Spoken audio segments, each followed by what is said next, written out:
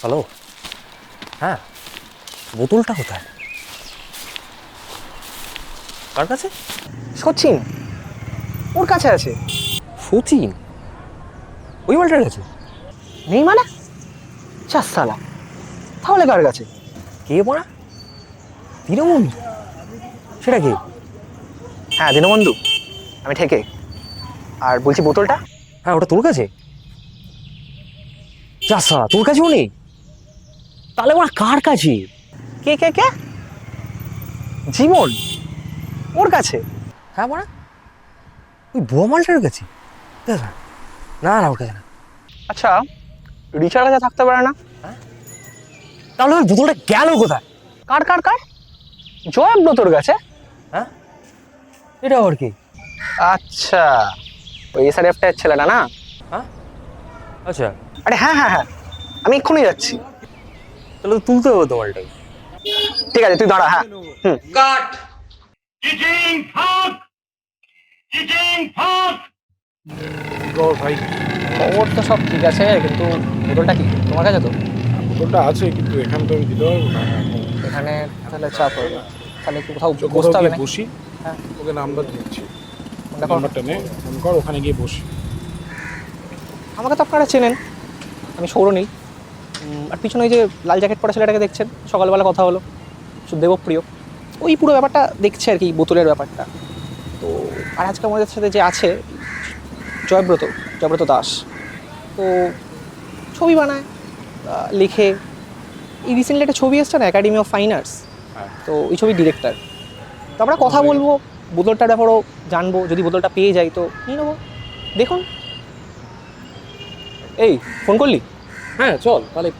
কোথায়, কোন ক্যাফে? এখানে? হ্যাঁ চল, সামনে চল। ঠিক আছে, চলো চলো। চল। কাট। Next shot.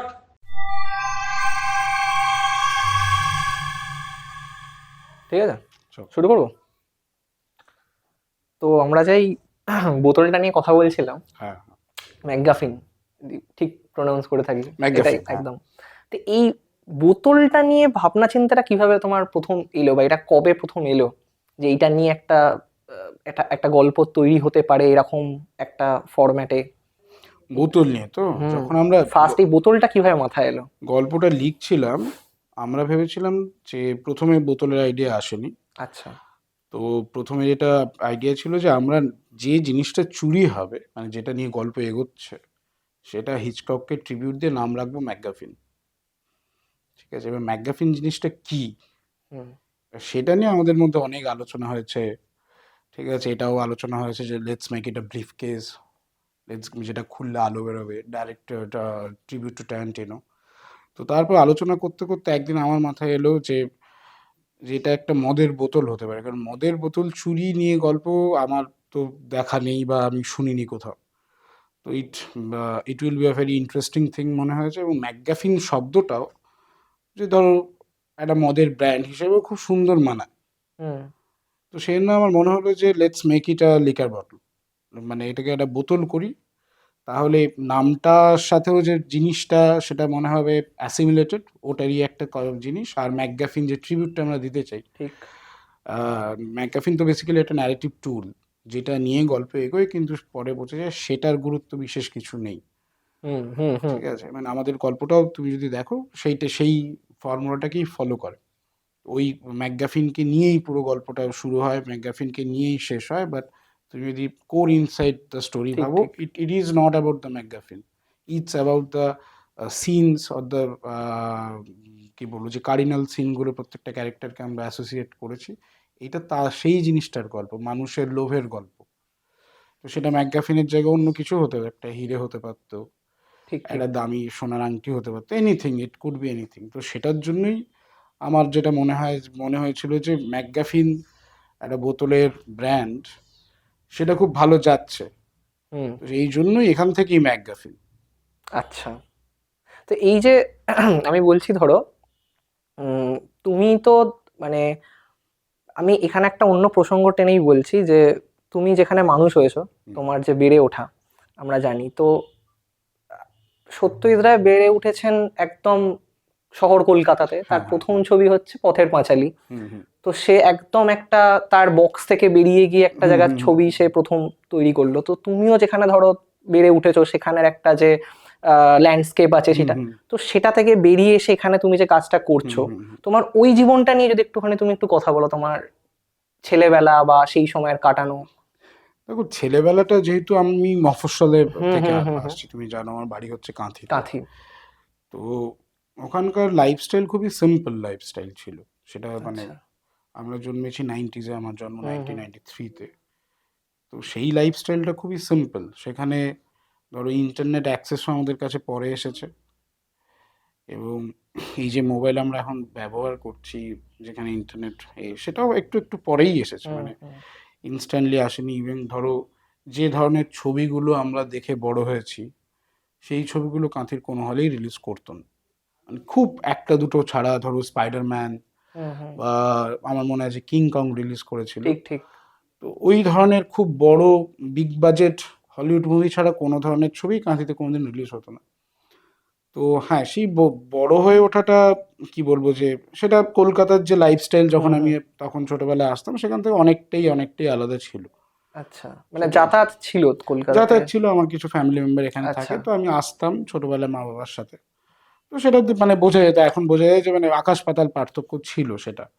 সেটা অবভিয়াসলি ছিল। তোমার কলেজ লাইফও কি ওখানেই? না, কলেজ লাইফ থেকেই আমি কলকাতাতে। আচ্ছা আচ্ছা তো তার আগে স্কুলিং অবধি, মানে হাই স্কুলের 12th অবধি আমি কাঁথিতে ছিলাম। আচ্ছা। তো ওই আর কি। তারপরে কলেজ তুমি এখানে করলে? কলেজ এখানে করলাম, তারপরে এসআরএফটিআই, আর তো এই তারপর এই মানে সিনেমার ব্যাপারটা কবে থেকে ঢুকলো? মানে তুমি তো ছোটবেলা থেকে সিনেমা দেখতে তুমি বললে। হ্যাঁ, ছোটবেলা হ্যাঁ, থেকে তো আমি সেই সিনেমা দেখি। ব্যাপারটা কবে তুমি বুঝতে পারলে যে আমি আমার, সিনেমা বানাতে চাই, বা সেই দেখো, ব্যাপারটা? এই ব্যাপারটা কি জানো তো, এই ব্যাপারটা ওরকম ভাবে কোনো কনসিয়াস ডিসিশন ছিল না। আমি তখন খুব ছোট ছিলাম। হুম আমার হুম। মনে আছে সেটা হচ্ছে গিয়ে আমার তখন বোধহয় ক্লাস 2 বা 3 হবে। আচ্ছা। তখন আমি ঠিক করে পড়তেও পারি না, মানে বড় বড় আর্টিকেল পড়তে পারি না। তো সেই সময় যেটা করতাম, আমার মাসির ছেলে, মানে দাদা, তার পুরনো পুরনো আনন্দমেলার পুরো লাইন আপ সাজানো ছিল, মানে এই ছিল। তো আমি ওখান থেকে খুলে টিন টিন পড়তাম। আচ্ছা। প্রতি পেজে দুটো করে টিন টিন থাকতো, যেহেতু পরপর সাজানো ছিল, তো মানে পুরো কমিক্সটাই পড়া হয়ে যেত। ওই পড়তে পড়তে আমি একদিন দেখি যে একটা সত্যজিৎ রায় বিশেষ সংখ্যা, তখন এই সত্যজিৎ রায় কে বা কি সেটা আমি জানতাম না। তুই দেখি যে খুলে একটা লোক ক্যামেরা নিয়ে ছবি আছে, এ আছে। তো ব্যাপারটা আমার খুব ভালো লাগে। ঠিক আছে, হুম। আমি মাকে বলি যে এটা আমাকে একটু পড়ে শোনাও, কি আছে, মানে পুরো আর্টিকেলটা আমি পড়তে পারছি না তখন। তো মা পড়ে শোনালো, তখন আমি বললাম যে বাহ, ভালো। এবার তখন থেকে আমার এই লোকটার প্রতি একটা ইন্টারেস্ট তৈরি হয়, হুম। এবং that picture fascinated me. I don't know how how মানে একটা ক্লাস 2 এর বাচ্চার কিভাবে ফ্যাসিনেশন তৈরি হয়েছিল, দ্যাট পিকচার ফ্যাসিনেটেড। তো সেখান থেকে আমার মনে হয়, আমি তখন মাকে বলি যে আমি বড় হয়ে চিত্র পরিচালক হব, এবং চিত্র পরিচালক শব্দটা আমার তখন ওখান থেকে শেখা, ওই ওই ওই বই ওই থেকে? ওই আনন্দমেলা থেকেই শেখা। তার আচ্ছা। আগে জানতাম না চিত্র পরিচালক হব। এবং তখন থেকেই মানে ব্যাপারটা কি জানো তো, ব্যাপারটা হচ্ছে আমার মনে হয় ছোটবেলা থেকেই অজান্তেই আমি ম্যানিফেস্ট করেছিলাম যে এই হুম হুম। ব্যাপারটা, যে এ করব। তারপর যখন আরেকটু বড় হলাম, তখন ওই আর্টিকেলগুলো নিজে পড়লাম। এছাড়া আমি তারপর দেখলাম যে সত্যজিৎ রায়কে নিয়ে প্রচুর আর্টিকেল এদিক ওদিক হুম বেরোতে হুম। থাকে, তো সেগুলো আমি পড়তাম। তো বন্ধুদের সাথে জড়ো করে, একটা বন্ধুর মনে আছে, তখন আমাদের বোধহয় ক্লাস 8, একটা আচ্ছা। বন্ধুর বাড়িতে একটা হ্যান্ডিক্যাম ছিল। তো ওটা নিয়ে আমরা শুটিং করব। ঠিক আছে, শুটিংয়ের আগে পরে কী হয় আমরা জানি না, যে হুম। শুটিং করবো এটা তাও কোন সময় বলছো? এটা তখন বোধহয় ক্লাস 6, 7, 8 এরকম হবে, আমার আচ্ছা, ঠিক মনে সিক্স সেভেন। 6, 7, 8 এরকম। 5-6 জন বন্ধু বেরিয়ে হ্যান্ডিক্যাম নিয়ে শুটিং করলাম 3-4টে। তারপর জানি না কি করতে হয়, এবং তারপর যে এডিটিং পার্ট আছে হুম বা হুম তার হুম। আগে যে স্ক্রিপ্ট লেখা, ওগুলোকে আমি জাস্ট শুটিং করছি। আচ্ছা। ঠিক আছে, এই করতে করতে আস্তে আস্তে তারপর জানতে পারলাম এই করতে হয়, এডিটিংয়ের সফটওয়্যার আছে, এই করতে হয়। তো আস্তে আস্তে শিখতে শুরু করলাম, এবং যখন আমাদের ক্লাস 9, তখন আমি জানতে পারি, আমার ওই বন্ধুটাই, সে বলে যে কলকাতায় একটা ইনস্টিটিউট আছে যেখানে ফিল্ম মেকিং নিয়ে পড়ানো হয়। আচ্ছা। ঠিক আছে, এবং দেখো, Satyajit Ray film institute is not a very publicised institute, যে হুম হুম ব্যানার হুম। হোর্ডিং দেখা যায়, কেউ জানে না। আমরা খোঁজ, মানে ওকে কেউ বলেছে, ও বলেছে, দিয়ে তারপর একদিন আমরা সাইবার ক্যাফেতে গিয়ে খুলি, ওয়েবসাইট দেখি। ওয়েবসাইটে গিয়েই দেখতে পাই, সেখানে আমার মন ভেঙে গেছিল, যে এটা একটা পোস্ট গ্র্যাজুয়েট কোর্স, ঠিক। যে গ্র্যাজুয়েশন করে তারপরে তুমি এখানে এন্ট্রি পেতে পারো, এবং সেটার জন্য অ্যাডমিশন দিতে হয়, অ্যাডমিশন এক্সাম টেস্ট দিতে আছে। হয়, হুম। টেস্ট দিতে হয়। তো তারপর 12th-এর পরে এবং তখন থেকেই আমি জানতাম যে আমি এখানে পড়বো, হুম। মানে সেটা ক্লাস 9 থেকেই আমার মাথায় ছিল যে আমাকে এখানে পড়তে হবে। আচ্ছা, সেই সময় থেকে তুমি একদম ওটা মানে আমি তোমার ফিক্স, হ্যাঁ, কারণ ওই সিনেমা বানানোর যে পাগলামোটা হুম, এটা হুম, আমার হুম, ছিল, বুঝতে পেরেছি। এটা আমার ছিল। তো তখন তারপরে যখন 12 দিলাম, আমি সিনিয়রদের জিজ্ঞেস করলাম যে কি করলে সহজে গ্র্যাজুয়েশন করা যায়। আচ্ছা, সবাই বললো যে অনার্সটা নিস না, কারণ পড়াশোনা না করলে কিন্তু থেকেই যাবে, অনার্স আর পাবি না, ইঞ্জিনিয়ারিং পড়, কম্পিউটার সায়েন্স পড়। আচ্ছা, আচ্ছা, তুমি ইঞ্জিনিয়ারিং পড়েছো? আমি ইঞ্জিনিয়ারিং আচ্ছা, আমিও করেছি এবং ইঞ্জিনিয়ারিং ব্যাকগ্রাউন্ড। ওকে, এবার আমাকে বললো যে ইঞ্জিনিয়ারিং পড়লে তুই গ্র্যাজুয়েশন সহজে হবে, hmm, easiest hmm, way hmm, to do hmm, আর গ্র্যাজুয়েশন। আচ্ছা, তো সেজন্য আমি ইঞ্জিনিয়ারিংয়ে ঢুকলাম, ডাব্লিউবিউটি।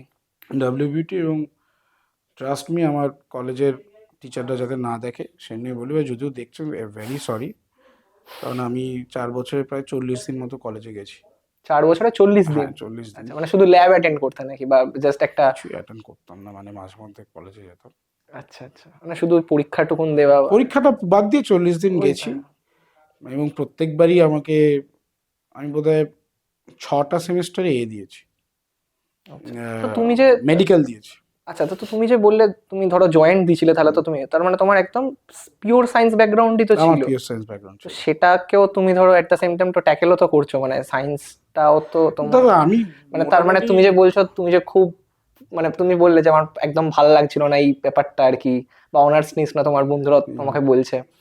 তো সায়েন্সের তো একটা যথেষ্ট, যে কোনো সায়েন্স, কমার্স, দেখো আর্টস, আমি ব্যাপারটা কিছু কোনোভাবে না, বাইনারি করছি হ্যাঁ না। বাইনারি কিছু না, ব্যাপারটা হচ্ছে কি, একটা জিনিস ছিল, ছোটবেলা থেকে আমি পড়াশুনোটায় কেন ভালো ছিলাম জানি না, আমার ধরো এটা এখনো আছে, আমার মেমোরাইজিং পাওয়ারটা খুবই ভালো, এবং সেটার জন্যই আমাকে অনেক জায়গায় আমার সুবিধে হয়, এবং আমার মনে হয় ওই জন্যই সায়েন্স, কমার্স, আর্ট যেটা নিয়ে পড়তাম ওটা হুম। হয়ে যেত।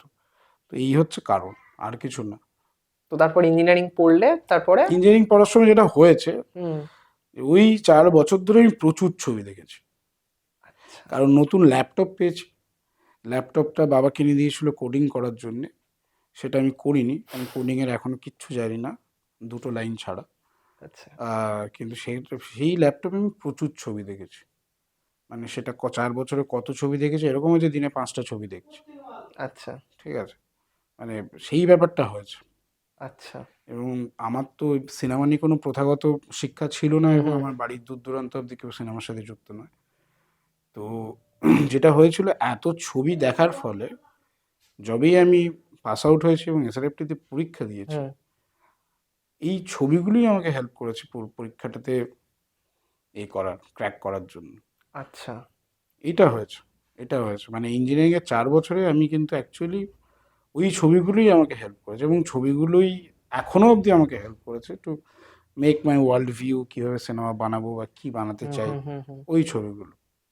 তো এইখানে আরেকটা জিনিস তোমাকে জিজ্ঞেস করার, সেটা হচ্ছে এই যে তুমি বললে 4 বছর তুমি ইঞ্জিনিয়ারিং পড়েছো, আমিও যেহেতু পড়েছি, বা এই যে আমরা ধরো যে ব্যাকগ্রাউন্ড থেকে আসছি, এবার সেখানে ইঞ্জিনিয়ারিং এ ধরো থার্ড ইয়ার বা ফোর্থ ইয়ার, আমিও ভুলে গেছি, আমারও পাস ফোর্থ আউট হয়ে ইয়ারে, গেছে অনেক বছর, ওই ক্যাম্পাসিং প্লেসমেন্টের যে ব্যাপারটা ঢোকে, সেভেন সেমিস্টারে, হ্যাঁ। সেমিস্টার। তো এবার সেই সময়টা তো তোমার ধরো হ্যাঁ, বাড়িতে দেওয়া তুমি কিভাবে কনভিন্স বাড়িতে করবে প্রেশার ছিল, বিষয়টা? হ্যাঁ, প্লাস কলেজেও প্রেশার ছিল, কারণ কলেজেরও একটা থাকে না যে 100% ক্যাম্পাসিং হয়েছে। ঠিক, ঠিক, ঠিক। তো আমার এইচওডি, আমার গার্জেন কল করেছিল যে আচ্ছা। আপনার ছেলে ক্যাম্পাসিংয়ে বসছে না, ঠিক আছে, কারণ আমার কাছে ক্রমাগত ক্যাম্পাসিংয়ের হুম, হুম, হুম, নোটিশ হুম। আসতো, ইমেল আসতো যে এই দিন এই ক্যাম্পাসিং হচ্ছে, এই দিন ওই হচ্ছে, কোম্পানি আসছে। এই কোম্পানি আসছে। আমি একটাতেও বসিনি, একটাতেও বসিনি, তো সেটা নিয়ে বাড়িতেও হয়েছে ঝামেলা হুম, তখন। হুম। আমি তখন একটাই মানে আমি, দেখো, আমি ছোটবেলা থেকে একটা জিনিস জানতাম যে যাই করি আমি সিনেমা বানাবো, আচ্ছা। মানে আমি সিনেমাই বানাবো, এবং সেটাও আমি বলতাম যে যদি খেতেও না পাই আমি সিনেমাই বানাবো, মানে আমি জানি না, এটা আমার একটা জেদ ছিল, হুম, আমাকে হুম, হুম। সিনেমা বানাতে হবে। তো সেই জন্য হয়েছে, গার্জেন কল হয়েছে, বাবাও এসেছে, বাবাকে বলেছে, বাবা আমাকে বলেছে যে ক্যাম্পাসিংয়ে বসো, তো আমি বসিনি। এবার একদিন এইচওডিকে বললাম যে হ্যাঁ আমি আসছি কালকে ক্যাম্পাসিংয়ে, হুম। সেই দিন আমি আর ফোন টোন অফ করে আর বসিনি, যাই। তো এই করে করে ক্যাম্পাসিংটা হয়ে গেল। আমি হচ্ছে আমাদের ব্যাচের একমাত্র আনএমপ্লয়েড। আচ্ছা। আর এট দ্য সেম টাইম তুমি কি ওই এক্সামটার জন্য প্রিপারেশন নিচ্ছিলে, মানে? প্রিপারেশন কিছু নিই, আমি শুধু সিনেমা দেখেছি। শুধু সিনেমা হ্যাঁ, দেখেছো? কারণ আমি দেখলাম যে তখন ইন্টারনেটেও এসআরএফটি এই প্রিপারেশন নেওয়ার জন্য যে একটা ভাস্ট সিলেবাস বা হুম, কিছু, হুম। নাথিং ওয়াজ অ্যাভেলেবেল। একটাই জিনিস অ্যাভেলেবেল ছিল, সেটা হচ্ছে গিয়ে তোমার একটা স্যাম্পল টেস্ট পেপার, হ্যাঁ হ্যাঁ, যেটা পাওয়া যায় এখনো, হ্যাঁ হ্যাঁ। একটাই ছিল অ্যাভেলেবেল। তো ওইটা আমি নামিয়েছিলাম এবং ব্যাস ওইটুকুই। আচ্ছা। আর কিছু ছিল না তখন ইন্টারনেটে অ্যাভেলেবেল। এখন যেমন অনেক কিছু অ্যাভেলেবেল হুম আছে, হুম হুম, মানে স্পেসিফিকলি ফর এসআরএফটি এফটিআইআই, ঠিক তখন ঠিক। ছিল না। হ্যাঁ, তবে কিছু জিনিস আমি দেখতাম, সেটা আমাকে হেল্প করেছে। সেটা আমরা যখন ছবি বানাতাম, নিজেরা যখন হুম শর্ট হুম, ফিল্ম বানাতাম, ইউটিউবে প্রচুর ভিডিও দেখতাম about film making, lighting and everything. তো আচ্ছা। That also help me. মানে সেটা কি ইঞ্জিনিয়ারিং পড়াকালীনও তুমি পড়াকালীন, ওই হ্যাঁ পড়াকালীন, মেকিংটার মধ্যেও হ্যাঁ ছিলে কি? মেকিং, আমরা ছোট শর্ট ফিল্ম বানাতাম, আচ্ছা আচ্ছা। ওগুলোই করতাম তো। মানে সেটা কি তোমার ওই সেইখান মানে তুমি যেখানে থাকতে সেখানের বন্ধুদের ওই গ্রুপটা থেকেই, না হ্যাঁ, ওই কলেজে? গ্রুপটা থেকেই করতাম। আচ্ছা আচ্ছা। কলেজের গ্রুপে একটা ছিল, হুম সেখানেও হুম, বানাতাম। তো আচ্ছা। ওই তো সেইখানে যে ধরনের তুমি ছবি বানাতে, হুম, হুম। সেটা সেইখানে তোমার ছবিগুলোর সেই ফরম্যাট বা সেই ধারণাটা কি ছিল তখন? তখন কি মানে এরকমই কোনো একটা তুমি ছবি বানানোর যে তোমার যে একটা দেখো, আহ, আমার পার্সোনালি ফেভারিট হচ্ছে গিয়ে থ্রিলার, কমেডি আচ্ছা, থ্রিলার, সায়েন্স ফিকশন, তো এই জোনে অ্যাকশন, অ্যাকশন, হুম এইগুলো আমার পছন্দের জনরা এবং এগুলোই আমি হুম হুম বানাতে হুম চাই। হুম, তো তখন যখন বানাতাম, হ্যাঁ একটা সাইকোলজিক্যাল থ্রিলারের শর্ট ফিল্ম বানিয়েছিলাম, আচ্ছা। তো কিছু মিউজিক ভিডিও বানিয়েছি। তো এগুলোই করতাম, ওই জোনেই থাকার চেষ্টা হুম হুম করতাম। হুম হুম হুম হুম। তো তারপরে এই যে তুমি এসআরএফটিআই গেলে, হুম। সেইখানে গিয়ে তোমার কি চেঞ্জটা হলো? মানে ওই আর যে সেটা তো একটা সেইখানে চেঞ্জ গিয়ে হয়, একটা কারণ তোমার দেখো যে তার কারণ। প্রথাগত হুম, মানে হুম। একটা ফিল্ম মেকিং নিয়ে তুমি যে পড়াশোনাতে ঢুকে গেলে, মানে তুমি হয়তো যে সিনেমাটা আগে দেখেছিলে তারপরে যখন আবার ওটাকে রিওয়াচ করছো পড়তে পড়তে, সেখানে তুমি কিছু জানছো, সেইটা তোমাকে কিভাবে সেটা তৈরি করলো? অ্যাকচুয়ালি অনেকভাবে, মানে সেটা অ্যাকচুয়ালি হেল্প মি। প্রচন্ড, হ্যাঁ। কারণ ব্যাপারটা হচ্ছে গিয়ে, আমি যে জায়গা থেকে বিলং করি, সেখানে ধরো ওয়ার্ল্ড সিনেমার ওরকম অ্যাক্সেস ছিল না, হুম। আমার কাছে ছিল না। এবং ধরো এসআরএফটিএতে যখন আমার ইন্টারভিউ হয়, আমাকে জিজ্ঞেস করা হয়েছিল তুমি টার্কভস্কির কোন ছবি দেখেছো। আচ্ছা ঠিক আছে, টার্কভস্কির নামটা আমি এসআরএফটিএতে ওই ইন্টারভিউতে প্রথম শুনি। আচ্ছা। ঠিক আছে, কারণ আমি জানতাম হুম না। হুম হুম, এবং সেটা অস্বীকার করতে আমার কোনো আপত্তি নেই যে ছোটবেলা থেকে টার্কভস্কির নাম জানি, সেটা নয়। ঠিক আমি ঠিক। জানতাম না, 2017-তে প্রথমবার নাম শুনি, আমি তখন বলি যে আমি জানি না, আমি ওনার কোনো সিনেমা হুম হুম, দেখিনি। তো তো ওনারা বলেন যে তুমি তো এই ধরনের কোনো ছবি দেখোনি, তাহলে তুমি মানে আমি তখন বলি যে তখন আমি জানার জন্যই পড়তে এসেছি, আমি জানি না বলেই পড়তে হুম এসেছি। হুম, তো আই থিঙ্ক এসআরএফটির যারা ইন্টারভিউ নিয়েছিলেন, ওরা ব্যাপারটা খুব ভালো করে নেন এবং তারপর দেখি যে আমি ইন্টারভিউতে খুব ভালো মার্কস পেয়েছি। তো ব্যাপারটা এটা। এবং ধরো এই যে ওয়ার্ল্ড সিনেমার যে মাস্টার্স যারা আছে, তাদের সিনেমার যে এত বড় বড় কাজ, এগুলো আমি এসআইএফটিতে ঢুকেই জেনেছি এবং সেই সিনেমাগুলো দেখেছি, কারণ অ্যাক্সেস ছিল না আমার হুম কাছে, হুম, কারণ নামই জানতাম না। আচ্ছা। বুঝতে পেরেছো? কারণ আমি মেনলি ধরো ছোটবেলা থেকে দেখেছি হচ্ছে গিয়ে হলিউড ব্লকবাস্টার্স, যেগুলো বা ধরো হলিউডের যারা, হুম মানে হুম, Hollywood is very much publicised ঠিক ঠিক। Film industry. তো you know the names, you know the films, but হলিউডের বাইরে গিয়েও যে একটা বিশাল সিনেমার জগৎ আছে, সেইটার সাথে কিন্তু আমাকে এসআরএফটি পরিচয় করিয়েছে। আচ্ছা। Russian films, European films, French films, French films, এইগুলোর সাথে ইরানিয়ান কিন্তু ফিল্মস। ইরানিয়ান ফিল্মের সত্যি কথা বলি, আমি ইরানিয়ান ফিল্ম একটাও দেখিনি এসআরএফটি ঢোকার আগে, একটাও দেখিনি। আচ্ছা। ঠিক আছে, আমি হয়তো কিছু কোরিয়ান ফিল্ম দেখেছি, কারণ Korean is also পাবলিসাইজড hmm hmm hmm, industry right now. কিন্তু কোরিয়ান আর হলিউড ফিল্মস ছাড়া আমি খুব একটা অন্যান্য ছবি দেখিনি, বা সেটা দেখার ইচ্ছে থাকলেও আমি পাইনি সেটা হুম দেখতে। হুম হুম, যেমন আমার এমিলি দেখার খুব ইচ্ছে ছিল, আচ্ছা। সেটা আমি কোনোদিন পাইনি, I didn't gate access to that. সেইগুলো আমি সেফটিতে গিয়ে দেখেছি, আমাদের একটা বড় ডিভিডি লাইব্রেরি আছে, তো সেখানে তুমি যে সিনেমা দেখতে চাও সেটা হুম হুম, ইস্যু করে দেখতে পারো। তো এই সুযোগগুলো আমি সেফটিতে, মানে ফিল্ম স্কুল থেকে পেয়েছি। আচ্ছা। আর তোমার মানে এসআরএফটি তে তোমার সিনেমাটোগ্রাফি হ্যাঁ, আমি ছিল, সিনেমাটোগ্রাফি পড়েছি। সেইটা তুমি কিভাবে ডিসাইড করলে? মানে সেইটার দেখো ব্যাপারটা, কারণ আমার, তুমি তো ধরো হ্যাঁ, এখন পরিচালনার দিকে হুম, আছে, হুম, এবং হুম, এবং অনেক পরিচালকই কিন্তু অ্যাট দ্য সেম টাইম ধরো বিশেষ করে ইন্ডিপেন্ডেন্ট এই এই জগৎটাতে ধরো আমি দেখেছি অনেকেই এডিটও করছে, হুম। ডিরেক্টও করছে, কেউ হয়তো ক্যামেরাও করছে।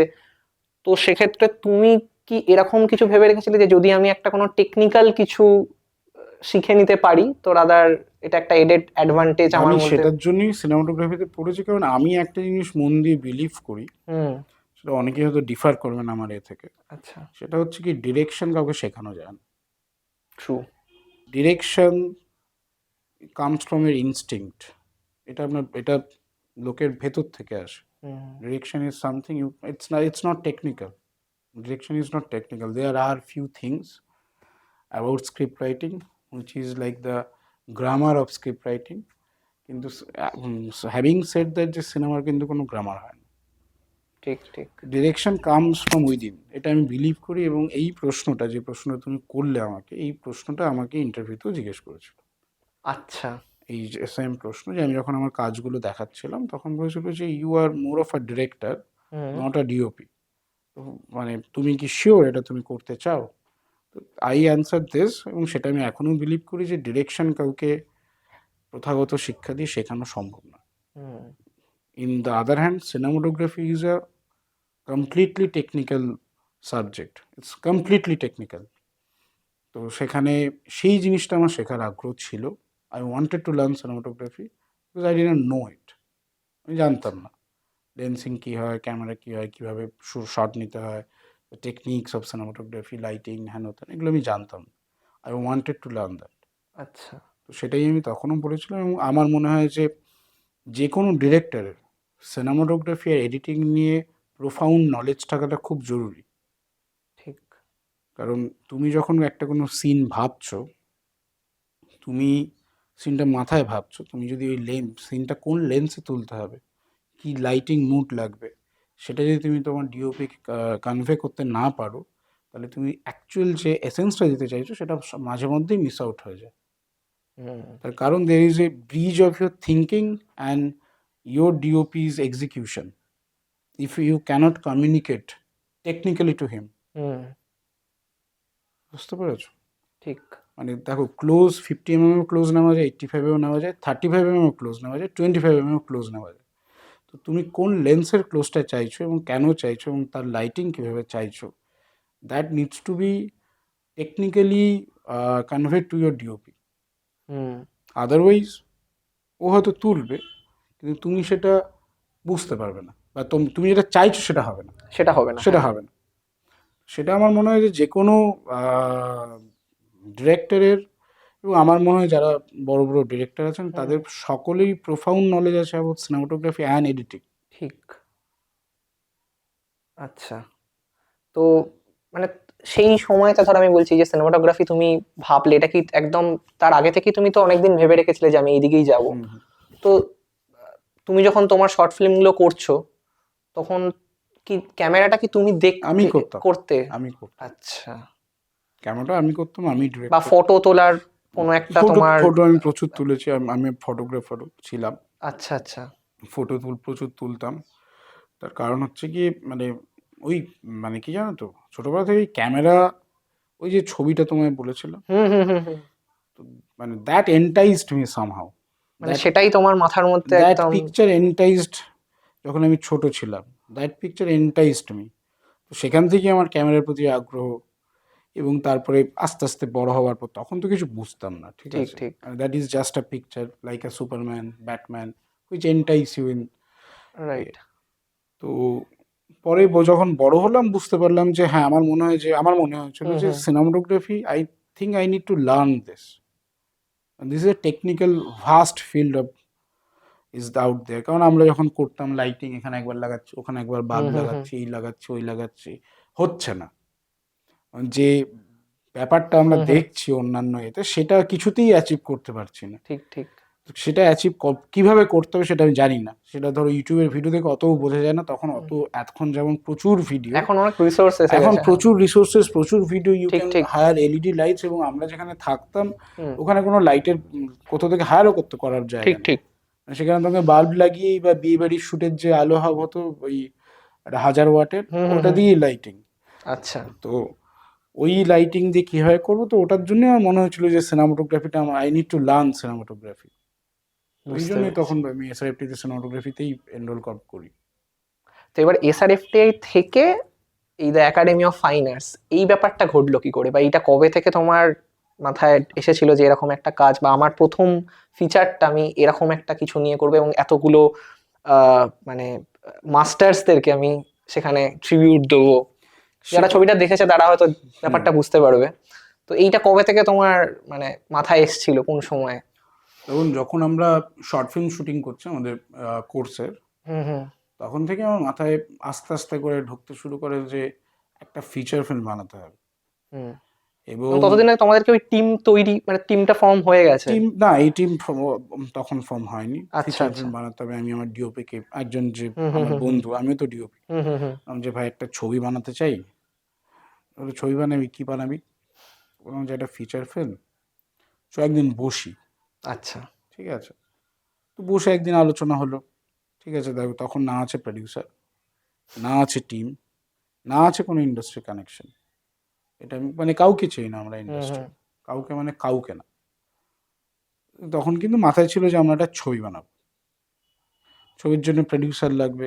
সেই প্রডিউসার নিয়ে এদিক ওদিক টিচারদের বললাম, এখানে বললাম, কেউ বললো পিপিটি পাঠাও, এই পাঠাও, ওই পাঠাও, সেসব করে পাঠালাম। তারপর একজন প্রডিউসার দেখাও করলেন, তারপর বললেন যে এইসব এই ধরনের ছবি তো বাংলাতে চলে না, আচ্ছা। এগুলো করো না, তোমরা অন্য কোনো ধরনের ছবি করো, তারপর আমার সাথে যোগাযোগ করে আমি দেখবো। বা আরেকজন গল্প বললেন যে তোমরা, আমার একটা গল্প আছে, আচ্ছা। এই ধরনের একটা গল্প করো। তো এরকম গেছে, বহু দিন গেছে, এইটা প্রায়, এই ব্যাপারটাও প্রায় 1 বছর গেছে। Through out the Covid period আমরা কিন্তু বিভিন্নভাবে দেখা করেছি, গুগল মিটেও দেখা করেছি, তো এগুলো হয়েছে। সবাই না বলেছে। তো এত না শুনতে শুনতে আমরা বিরক্ত হয়ে গেলাম মাঝখানে। বিরক্ত হয়ে ততদিনে কিন্তু ডেভেলপমেন্ট চলছে গল্পের, মানে আচ্ছা। এই হতে পারে, ওই হতে পারে, এই তো পুরো ব্যাপারটা চলছে। বিরক্ত হয়ে বললাম যে না, আমরা নিজেরাই ছবি করবো। তো ততদিনে টিমটাও তৈরি হয়েছে। একদিন মিটিং করে ঠিক করলাম যে আমরা নিজেরাই ছবি করব। এবং এই ছবির, বলে রাখি, একাডেমির প্রথম স্টার্টিং বাজেট ওয়াজ 6 lakhs। 6 lakhs? 6 lakhs আমরা ছবি করব। তারপরে প্রি প্রোডাকশন করতে করতে বুঝতে পারলাম যে এই বাজেটে ছবি হবে না। তখন আরও কয়েকজন লোক, মানে বন্ধুদের বললাম, বাজেট বেড়ে হলো 12। তারপরে আবার বন্ধুদের বলে, তারপরে রুদ্রনীলের সাথে যোগাযোগ হলো হ্যাঁ, হ্যাঁ। ঘটনাক্রমে। উনি অনেককে ফোন করলেন এবং সবাই ফ্রিতে করতে রাজি হলো। এবং তারপরে আমরা ভাবলাম, এত বড় করে যখন হচ্ছে, এতগুলো সবাই রাজিও হয়ে গেছে তখন, তো তখন আমরা নিজেরাই আর একটু বাড়ালাম, বাড়িয়ে টাড়িয়ে মোটামুটি আমরা একটা জায়গায় গিয়ে শুটিংটা তখন শুরু করি। তারপরেও টাকা শেষ হয়ে যায়, বন্ধ হয়ে যায় শুটিং।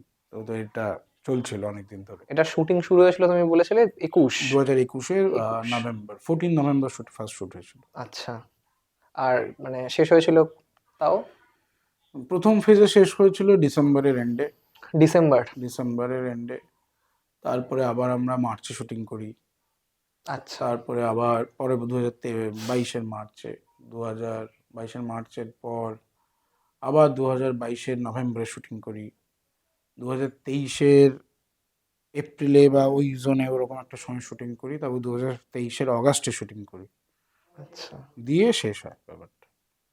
তো ইনিশিয়ালি এই যে নামটা the academy of fine arts, এটাই কি ছিল প্রথম থেকে, মানে এটাই ফার্স্ট ড্রাফট? এইটাই ফার্স্ট ড্রাফট থেকে নাম ছিল। আচ্ছা। এটাই নাম ছিল। কারণ এটা হঠাৎ করেই, নামটাও হঠাৎ করেই মাথায় এসেছে যে কি নাম দেওয়া যায়, হুম, নাম হুম, দেওয়া যায়। গল্পটা মোটামুটি তখন তৈরি হয়েছে, তবে হুম, ওই হুম। ভার্সনটা এখনকার থেকে অনেক আলাদা ছিল। হ্যাঁ, সে হ্যাঁ, ডেফিনেটলি। তো কি নাম দেওয়া যায়, কি নাম দেওয়া যায়, তো এই আলোচনাটা হচ্ছিল এর সামনে। আমরা তখন ইতে যাচ্ছি, বেসিক্যালি বেলঘরিয়াতে কোনো একটা কাজে যাচ্ছি, নন্দনের পেছন দিয়ে যাচ্ছি, আচ্ছা, আচ্ছা। ঠিক আছে? তো ওই সময় আমার মাথায় যে একাডেমি অফ ফাইন্যান্সের সামনে দিয়ে যাচ্ছিলাম না, হুম, পেছন হুম, দিয়ে যাচ্ছিলাম। ভাই একাডেমি অফ ফাইন্যান্স নাম দিয়ে দিই, কেমন হবে? এটা তো সবাই আর্টিস্ট। হুম, হুম, হুম। তো তখন ও বললো যে হ্যাঁ, এটা ভালো বলেছে, এটা হতে পারে। ঠিক আছে, তখন ঠিক আছে, এটা ওয়ার্কিং নেম থাকুক, তো তারপর আমরা দেখবো, ভেবে দেখবো। তো থাকতে থাকতে থাকতে থাকতে দেখলাম যে এটার থেকে ভালো নাম আর কিছু নেই, হচ্ছে না। হচ্ছে না, এর থেকে ভালো নাম কিছু পাচ্ছি না। অনেকগুলো নামের অপশন পরে হুম, এসেছিল, হুম। তার মানে এটাই বেস্ট নাম to go with this film. তো সেই জন্য এটাই রেখেছিলাম আমরা। আচ্ছা। এইবার এই যে বিষয়টা নিয়ে আমি কথা বলবো, এটা নিয়ে আমি তোমার সাথে আলাদা করেও বোধহয় কথা বলেছিলাম। সেটা হচ্ছে যে মানে একটা ছবি আজকে যখন আমরা দেখছি, সেটা আমি বলছি না কোনো ল্যাঙ্গুয়েজের ব্যারিয়ার দিয়ে, যে বাংলা শুধুমাত্র বা হিন্দি, অন্যান্য ল্যাঙ্গুয়েজের ক্ষেত্রে এরকম অনেক ছবির ক্ষেত্রে হয় যে মানে একটা ছবিটাকে খুব প্রজেক্ট হিসেবে দেখা হচ্ছে এবং সেখানে খুব তাড়াতাড়ি ব্যাপারটা চলছে। প্রি প্রোডাকশনটা নিয়ে এখন খুব কম সময় দেওয়া হয়। হুম। মানে আমি রাইটিং শুধু বলছি না, মানে ইন আ ওয়ে সেখানে ডেভেলপমেন্ট থাকছে, কিভাবে হচ্ছে, কিভাবে শুট করব, সেখানে কিভাবে শর্ট ডিভিশন হবে প্রত্যেকটা, এবং স্টোরি বোর্ডিং থেকে শুরু করে আরো অনেক কিছু, মানে আর্ট ডিরেকশন। তো এই তোমাদের ছবিটা দেখে আমার প্রথম মনে হচ্ছিল যে ছবিটার প্রি প্রোডাকশন খুব মানে স্ট্রং, যার কারণে এই আউটপুটটা এসছে এবং এত লোকের মানে ভালো লাগছে ছবিটা। তো এই প্রি প্রোডাকশন নিয়ে নিয়ে তুমি যদি একটুখানি কিছু বলো, কারণ দেখো, এত কিছু ছিল এই ছবিটার মধ্যে, সেগুলো কিভাবে অ্যাচিভ করলে এবং এই এই বাজেটের মধ্যে, এই বাজেট কনস্ট্রেন্টে? এটা একটাই কারণ, স্ট্রং প্রি প্রোডাকশন। কারণ আমি দেখো, আমরা যখন ছবি করতে এসেছি তখন তো জানি না কে কিভাবে ছবি করে। আমরা কিছু মানুষকে দেখে শিখেছি কিভাবে তারা ছবি বানান। তারা হয়তো তারা কম বুদ্ধির মানুষ, তাই তারা 6 মাস 1 বছর ধরে প্রি প্রোডাকশন করেন। আমাদের মনে হয়েছিল ওটাই ফলো করা উচিত, আচ্ছা। তো সেটাই করেছি আমরা, যে প্রি প্রোডাকশন করবো, প্রপার রান থ্রু করবো, স্ক্রিপ্ট ব্রেকডাউন করবো, স্ক্রিপ্ট যা যা স্টেপস থাকে স্ক্রিপ্ট ব্রেকডাউন করবো, তারপর script breakdown wise requirement list বানাবো এবং পুরো স্ক্রিপ্টটা স্টোরি বোর্ডিং করবো, যেটা আমরা দেখেছি সত্যজিৎ রায় করেন, হিচকক করেছেন, ক্রিস্টোফার নোলান করেন। তারা হয়তো বেশি বোঝেন না সিনেমা, তাই হয়তো করেন। তো সেই জন্য তো আমরা সেটা মনে হয়েছিল এটাই ফলো করি, কারণ আমরা তো জানি না কি করতে হবে। তাই আমরা থ্রু আউট, ধরো প্রি প্রোডাকশনে প্রচুর সময় গেছে এবং প্রি প্রোডাকশন কমপ্লিট হয়নি বলে আমরা শুটিংও পিছিয়েছি। কারণ আমাদের প্রাইমারি প্রথম দিকে প্ল্যান ছিল অগাস্টে শুটিং করবো, তারপর দেখলাম যে আমাদের কমপ্লিট হয়নি।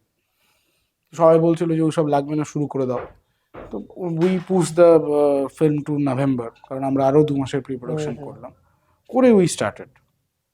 আচ্ছা।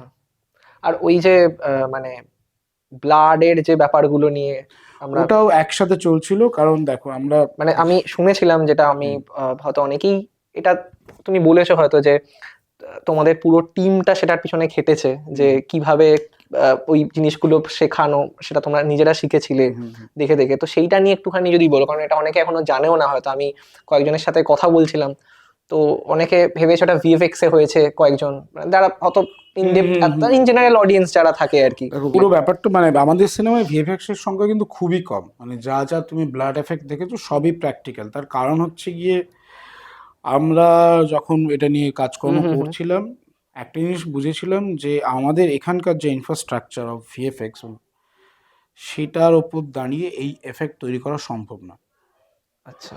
আরেকটা জিনিস, সেটা আমি বিলিভ করি, যে practical effects any day, any moment is much more real than any VFX YouTube, any VFX. সে মানে প্র্যাকটিক্যাল এফেক্টসের যে এফেক্টটা আছে সেটা ভিএফএক্স কোনোদিন দিতে পারবে না। VFX can convey the idea, ঠিক, বাট দ্য এফেক্ট বা যে ব্রুটালিটি প্র্যাকটিক্যাল এফেক্টসের, সেটা ভিএফএক্স কোনোদিন দিতে পারবে না। কারণ if it is tangible thing, তার effect you can control on set. তো সেটার জন্য আমাদের প্রথম থেকেই প্ল্যান ছিল যে আমাদের ম্যাক্সিমাম যা যা এফেক্ট হবে, ব্লাডের এফেক্ট, সেটা প্র্যাকটিক্যালি হবে। এবং প্র্যাকটিক্যালি যখন আমরা বিভিন্ন জায়গায় কথা বলি, তখন দেখি যে যে জিনিসটা আমরা চাইছি, হ্যাঁ, যে ব্লাডি ম্যাসাকার ব্যাপারটা চাইছি, এখানকার ওই ইকুইপমেন্ট ওয়াইজ বা যে ইনফ্রাস্ট্রাকচার আছে for practical effects, that is not at per what I want. তো সেটার জন্য তুমি দেখবে যে আমরা পুরো এই যে কিভাবে কিভাবে ব্লাড স্প্ল্যাটার বেরোবে, ব্লাডের এফেক্ট হবে, আমরা প্রচুর জায়গা থেকে ভিডিও দেখি, ভিডিও দেখে একটা টিম ফর্ম করি যারা শুধু দে আর স্পেশালাইজড ইন ব্লাড, এবং ওরা কন্টিনিউ যতদিন আমাদের প্রি প্রোডাকশন চলছে ততদিন ধরে ব্লাড, কতটা ব্লাড দিতে হবে, কত ঘনত্বের ব্লাড দিলে কতটা স্প্ল্যাটার হবে, এই পুরো ব্যাপারটা নিয়ে ওরা রিসার্চ R&D করে এই করতে করতে করতে করতে শুটিং হয়েছে। মানে ইট ওয়াজ, ওরাও প্রায় 5 মাস ধরেই ব্যাপারটা করেছে।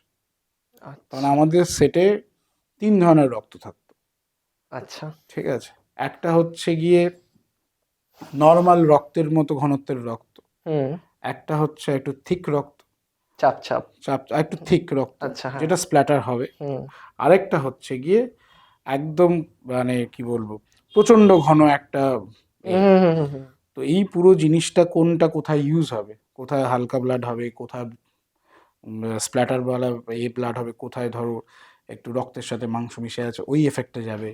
তো এই পুরো ব্যাপারটা ওরা রেডি করে তার, এবং ব্যাপারটা হচ্ছে এই পুরো এফেক্টটা তৈরি করেছি আমরা এয়ার প্রেশার দিয়ে, হাই কম্প্রেসড এয়ার দিয়ে। ঠিক আছে, এবার কোন রক্তের ঘনত্বে কতটা পিএসআই প্রেশার ছাড়লে কতটা এফেক্ট হবে, ওগুলো ওরা রিসার্চ করে পুরো দিয়ে এটা ফর্ম্যাট আউট অফ ইট, এবং ওইভাবেই ওরা করতো। তো এটার জন্য তো একটা ধরো মানে ইনিশিয়াল একটা প্র্যাকটিসও তোমাকে করতে হচ্ছে সেই। প্রচুর প্র্যাকটিস করেছে, ওরা 5 মাস সেই- ধরে নিজের উপর প্র্যাকটিস করেছে, আচ্ছা আচ্ছা। নিজের উপর প্র্যাকটিস করেছে কিভাবে ওই রক্তের পাইপটা মাউন্ট, মানে এখানে মাউন্টিং হ্যাঁ হবে, হ্যাঁ। কি হবে, কতটা প্রেশার দিতে হবে, কিভাবে মাউন্ট করবে, পুরোটাই পেয়ে হয়েছে। আচ্ছা। আর ওই যে ওই কাঁচের যে বোতলগুলো নিয়ে সেদিন, কাঁচের মানে সেই বোতলগুলো নিয়ে সেগুলো যেটা যে বলছিলাম, তুমি হ্যাঁ, বলছিলে তোমরা। কাঁচের বোতল দেখো, সুগার গ্লাস কিনতে পাওয়া যায়, but hmm that was hmm. Two costly, এবং আমাদের ঠিক ঠিক। অনেকগুলো সুগার গ্লাস লাগতো সেই সময়। হ্যাঁ। তো সেই টাকাটা আমাদের ছিল না, হুম। তো আমরা নিজেরাই সুগার গ্লাস বানাই। আচ্ছা। সুগার গ্লাসের যে বিয়ার বটলগুলো দেখতে হ্যাঁ হ্যাঁ পাচ্ছ, যেটা হ্যাঁ। মাথায় ভাঙা হয়েছে, সেগুলো আমরা নিজেরাই বানাই। সেটাও কি তোমরা ওই বিভিন্ন কিছু আর.এন.ডি ভিডিওস থেকে, দেখে আর.এন.ডি, শিখে? হ্যাঁ একদম। আচ্ছা। তো এইগুলো তোমরা যখন করছো তখন তোমাদের মধ্যে বা তোমাদের টিমের মধ্যে এটা তৈরি হচ্ছে না কখনো যে উম, একটা একটা ভয় যে এটা আমরা করছি এতটা কিছু করে, বাট আলটিমেটলি এটা মানে দেখো আমার কতটা। মনে হয় এটা হয়েছে, তার হুম কারণ হুম। হচ্ছে যে সবাই কিন্তু এন্ড প্রোডাক্টের কথা ভাবেনি। People are enjoying the process. Enjoying the process. Nobody thought যে আমাদের ছবি 4 বছর লাগবে। আমিও হুম জানতাম না, আমিও জানতাম না যে রিলিজের মানে ছবি বানিয়ে ফেলবো হয়তো, হুম তারপরে হুম। কি হবে সেটাও আমরা জানতাম না। উই এনজয়েড দ্য প্রসেস, সেটা including the director to the assistant director to everybody. We enjoyed that we are making a feature film. We enjoyed that fact hmm. যে আমরা একটা ফিচার ফিল্ম বানাচ্ছি। ঠিক। এবং প্রত্যেকে, শুধু আমি না, প্রত্যেকে যারা যারা কাজ করেছে, প্রত্যেকের এটা প্রথম ছবি, এবং প্রত্যেকে প্রচন্ড সিরিয়াসলি মানে কাজটা করেছে। যারা অন্যান্য ডিপার্টমেন্টও ছিল সবার প্রত্যেকেরই প্রথম ছবি, প্রথম ছবি। সবার প্রথম ছবি। আচ্ছা। তারা কিন্তু প্রত্যেকে প্রচন্ড সিরিয়াসলি কাজটা করেছে, সবাই, মানে সেটা আউটকামের কথা না ভেবেই সবাই করেছে। আচ্ছা।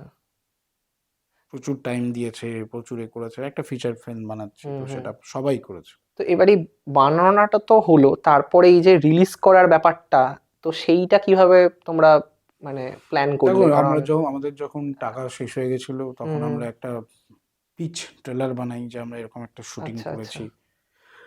তো সেটা শেষ করার জন্য, রিলিজ করার জন্য আমাদের কিছু ফান্ডিং লাগবে, যে হুম হুম। বিভিন্ন জায়গায় পাঠাই, দেখাই লোকজনকে। অনেকেই দেখেন, সবাই ভালো বলেন, কিন্তু কেউ হেল্প করেননি। তো বলেন যে এই ধরনের ছবি বাংলায় চলে না, হুম সেম কথাটাই আমরা শুনি। তো সেই সময় প্রমোদ ফিল্মসের প্রতীক চক্রবর্তী উনি বলেন যে আমি হেল্প করব, হুম। তো রিলিজ করতে হেল্প করবো। তো তখন থেকে ওনারা ইনক্লুডেড হন এই প্রজেক্টটাতে, এবং ওনারা যেটা হেল্প করেছেন, যেটা এই ছবির একটা ইউএসপি হয়ে দাঁড়িয়েছে এখন, যে পুরোনো গানের অনেকগুলো গান দেখবেন হ্যাঁ হ্যাঁ বছর হ্যাঁ হ্যাঁ 30 হ্যাঁ। হয়েছে, তো ওনারা ওনাদের ক্যাটালগ থেকে আমাদের গানগুলো দিয়েছেন, আচ্ছা which actually help the narrative. যেমন আচ্ছা। বেশ কিছু জায়গায় গান প্ল্যান ছিল না, মানে যখন তুমি স্ক্রিপ্টটা লিখেছো তখন ওই তখন এই গানগুলো গানগুলো প্ল্যান, ওইখানে ওই না না প্ল্যান ছিল ওটা না। অন্য কিছু। অন্যান্য গান ছিল কিছু, আচ্ছা। এতগুলো গানও ছিল না, অন্যান্য গান ছিল কিছু। তো সেটা হেল্প করেছে, সেগুলো হুম আমরা হুম ইউজ হুম হুম। করেছি এডিটিং। আচ্ছা। অ্যান্ড দেন তারপরে এই যে ছবিটা মানুষের এই যে রেসপন্সটা পাবে, সেটাও তো তোমরা বোধহয় মানে তোমরা তো এক্সপেক্টই করনি ছবিটা বড় পর্দায় হয়তো আসতে পারে আমাদের একদিন, বা তোমরা এইটুকুই মানে। ছিল যে চলবে ভাই আইনক্সের ছবি, এইটুকুই আচ্ছা। ছিল, সেটা একদিন চললেও হতো। এবং টানা পর পর এই যে হাউসফুল যাচ্ছে সেটা তো বা। মানে কোনো এক্সপেকটেশন ছিল না আমাদের, কোনো এক্সপেকটেশন ছিল না যে হাউসফুল হবে, মানুষজন এত ভালোবাসবে, হুম এত হুম। কথা হবে ছবিটা নিয়ে। তারপর দেখবে টাইমস অফ ইন্ডিয়া এই বছরের টপ বাংলা হ্যাঁ হ্যাঁ ছবির হ্যাঁ। মধ্যে ওটাকে ঠিক। রেখেছে। এগুলো কোনো এক্সপেকটেশন ছিল না আমাদের, কিচ্ছু ছিল না। কিচ্ছু, নাথিং। মানে ওইগুলো ভেবে আমরা ছবিটা বানাই। বা ইভেন লেখার সময় তো অনেক সময় অনেকের আমি অনেকের মুখে শুনেছি যে একটা জিনিস লিখছি, তো আমার ভিতরে একটা ডাইকোটমি কাজ করছে যে আমি এটা লিখছি আবার এটা মানুষের আহ, পছন্দ করবো, তো এটা একদম আউট অফ দ্য বক্স। এরকম অনেক প্রডিউসাররা তোমাকে তো বলছো যে এই ছবি মানে ছবিটা ভালো কিন্তু এই ছবি বাংলাতে হয়তো অনেকে অ্যাকসেপ্ট নাও করতে পারে, হুম এত ভায়োলেন্স, এত হুম। গোর, এত ব্লাড সিন বেই। তো সেইটা নিয়ে তোমার লেখার প্রসেসটা তো তোমার কিছু মনে হয়নি না, যখন? ওটা ভাবিনি তো আমরা ওরকম। আমরা আচ্ছা। জাস্ট ভেবেছি যে প্রথম কথা হচ্ছে, আমি যেটা মনে করি, একটা ছবি যখন তুই বানাচ্ছ, হুম হুম সেটা শুধু তোমার হলে হবে না, সেটা তোমার টিমের যারা সবাই কাজ করছে হুম। তাদের একসাথে ভালো লাগছে কিনা। আর শুধু ডিরেক্টরের ভালো লাগায় ছবি বানানোটা আমি বিশ্বাস করি না। ঠিক আমি ঠিক। যখনই কোনো ছবি বানাই, আমি গোটা টিমকে ডাকি, তাদের সাথে গল্প আলোচনা করি, এটা ভাবছি এটা করা যায় কিনা। গোটা টিমের যদি তোমার ওই ছবিটা করতে ভালো লাগে, তাহলে সেটা বক্স অফিসে কী হবে সেটা পরের কথা। তাহলে আমার মনে হয় সেই ছবিটা খুব ভালো তৈরি হয়। আচ্ছা। শুধু ডিরেক্টরের ধরো ভালো লাগছে একটা প্রজেক্ট নিয়ে কাজ করতে, কিন্তু ধরো ডিওপির ভালো লাগছে না, হুম। ছবিটা কিন্তু ভালো হবে না, বা ধরো এডিটারের ভালো লাগছে না এই ধরনের ছবি করতে, ছবিটা ভালো হবে না। If your team is in sync, তাহলে তোমার ছবিটা ভালো হবে। এবং এটাই আমরা দেখেছিলাম যে আমাদের গোটা টিম ছবিটাকে ভালো লাগছে, সবার ভালো লাগছে। তো we wanted to make that, আচ্ছা। মানে মানুষের কি লাগবে, মানুষের কি লাগবে না। হুম এবং আমাদের যেটা পার্সোনালি মনে হয়েছিল যে অনেক দিন ধরে বাংলা ছবিতে একটা মানে ফিক্স স্টাইল অফ মেকিং হুম চলছে। হুম হুম এবং also we wanted to make a film which is different than that, which is completely different, that fix style of narrative ঠিক ঠিক। থেকে যেটা ডিফারেন্ট হয় সেটা আমরা চেয়েছিলাম, সেইটা মাথায় ছিল। কিন্তু দেখো, এবং এটাও মাথায় ছিল যে যদি ছবি কোনোদিন হলে বেরোয়, পারসেপশন সব আলটিমেটলি অডিয়েন্সের ওপর। এটা হুম। আমার হাতে নেই, তোমার হাতে নেই। মানুষের যদি ভালো লাগে তাহলেই সেটাই পারসেপশন হবে, এবং সেটা সেই জন্যই আমরা ওটা নিয়ে কোনো এক্সপেকটেশন রাখিনি। না আমার মনে আছে, আমি ছবিটা দেখতে দেখতে একটা জিনিস বারবার মনে হয়েছে, এবং তুমি একটা পোস্টও করেছিলে সেই লেখাটার প্রসঙ্গ আমার তারপরে মনে হয়েছে যে আহ, যখন ছবিটা দেখছি আমার মনে হচ্ছে মানুষ তারাকে তো আমি বুঝে গেছি মানুষ ভালোবাসছে ছবিটা, আর তারপরও ছবিটা দেখবে। যখন 2010-এ 2010ই বোধহয় মোস্ট প্রবাবলি অটোগ্রাফ রিলিজ করেছিল সৃজিত মুখার্জির, তখন ওই যে ভালোবাসাটা মানুষের যে মানে একই ধরনের ছবি তখন হয়ে আসছে, এবং একটা কোথাও গিয়ে ওই পাঁচটা ব্রেক করে যখন একটা অটোগ্রাফ এলো, প্রসেনজিৎকে মানুষ আবার নতুন করে দেখতে পেলো, আচ্ছা এইটা কি ফরম্যাট, তো সেটা মানুষ যেরকম এনজয় করে দেখেছিল, তারপর তো বাইসে শ্রাবণ একটা ক্লিক করলো। এবং আমি দেখলাম এই ছবিটার ক্ষেত্রে প্রায় এত বছর পরে মাঝখানে প্রচুর ছবি ভালো হয়েছে, আমি বলছি না পাঁচ ব্রেক প্রচুর ছবি ভালো হয়নি, ছবি আছে, হ্যাঁ। কিন্তু মানে ছবিটা কমার্শিয়ালি রিচ করছে অ্যাট দ্য সেম টাইম, মানে হয়তো ছবিটা হয়তো খুব ভালো পাথ ব্রেকিং ফেস্টিভ্যাল ট্রাভেল করেছে, রেসপন্সও পেয়েছে, কিন্তু এই লার্জার জায়গাটাতে পৌঁছায়নি, যেটা হয়তো the academy of fine arts পৌঁছাতে পেরেছে। আমি দেখলাম এইটা এত বছর পরে আবার ঘটলো। তো এবং তারপরে তোমার ওই পোস্টার কথা যেটা আমি বললাম যে ছবিটা প্রেজেন্ট করেছে সৃজিত মুখার্জি, তুমি বলছিলে তোমার একটা লেখা পড়ছিলাম, সেই ফিলিংসটা কেমন, যে এই যে একটা সার্কেল। হ্যাঁ, এটা তো মানে কি বলবো, এটাও ভাবিনি। Hmm what happened, I think universe wanted this to happen, তাই হয়েছে এটা। কিন্তু আমারও এটা মনে হয় যে আমাদের যারাই আমরা ছবি বানাই বা হুম হুম হুম। আমাদের একটা মিসকনসেপশন আছে যে অডিয়েন্স খুব বোকা। হ্যাঁ। আমার মনে হয় অডিয়েন্স একেবারেই বোকা না, একেবারেই বোকা না। তারা যথেষ্ট চালাক, এবং তারা তাদের হার্ড অ্যান্ড মানি কোন ছবি দেখতে গিয়ে খরচ করবেন সেটা তারা সবচেয়ে বেশি ভালো বোঝেন। এবং এই যে ধারণাটা আমাদের আছে অডিয়েন্স বুঝবে না এবং বাঙালি অডিয়েন্স এটা ভালো লাগবে না, আমার মনে হয় এই ধারণাটা সম্পূর্ণ ভুল ধারণা। এবং সেটা আমার মনে হয় যে একাডেমি অফ ফাইন আর্টস সেটা প্রুভও করেছে। অটোগ্রাফ যেমন প্রুভ করেছিল ঠিক। সেই সময় দাঁড়িয়ে, সেই সময় অটোগ্রাফের মতো এত অন্য ধরনের একটা ছবি, হুম ইট প্রুভড যে অডিয়েন্স বোকা নয়। তো এটা আমার মনে হয় একাডেমি অফ ফাইন আর্টস আজকে 2025-এ দাঁড়িয়ে সেম জিনিস প্রুভ করেছে যে বাঙালি অডিয়েন্স বোকা নন, এবং তারা জানেন যে কোন ছবিটা তারা দেখতে চান। ঠিক। এবং আমার মনে হয় যে এটা একাডেমি অফ ফাইন আর্টসের সবচেয়ে বড় প্রাপ্তি, যে এই ভুল ধারণা, এত দিনের যে 15 বছরের ভুল ধারণা, এটাকে একাডেমি অফ ফাইন আর্টস ভেঙেছে। True. You can't put audience perspective in a formula, hmm you can't put audience perspective. এবং অডিয়েন্সকে বোকা ভাবাটা বা অডিয়েন্স এই ধরনের ছবি পছন্দ করবে এই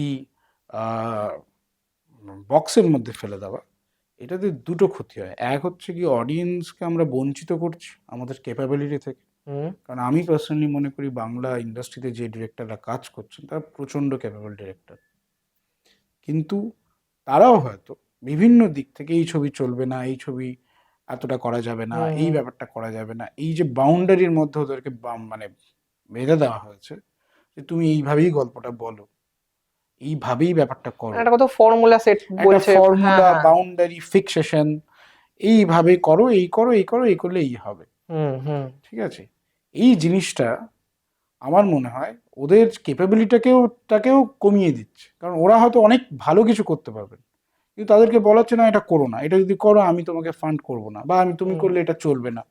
কারণ একটা ডিরেক্টর যখন কাজ করেন তাকে প্রডিউসারের কথা ভেবেও কাজ করতে হয়। ট্রু।